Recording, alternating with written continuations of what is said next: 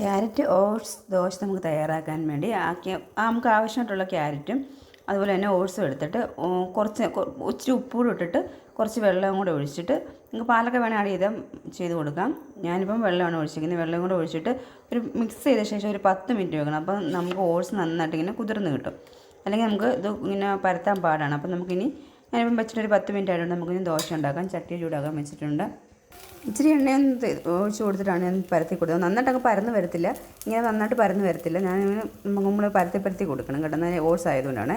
അപ്പോൾ നെയ്യോ ചേർത്ത് കൊടുക്കുക, അല്ലെങ്കിൽ എണ്ണയോ കൊടുക്കാം. ഞാനിപ്പോൾ എണ്ണയാണ് ചേർത്ത് കൊടുത്തേക്കുന്നത്. അപ്പം ഒരു ഭാഗം വേകുമ്പോഴത്തേക്ക് നമുക്ക് മറിച്ചിട്ട് കൊടുക്കാം. പിന്നെ പുറത്ത് സ്വല്പം എണ്ണയൊന്നും തടവി കൊടുത്തിട്ട് നമുക്കൊന്ന് മറിച്ചിട്ട് കൊടുക്കാം.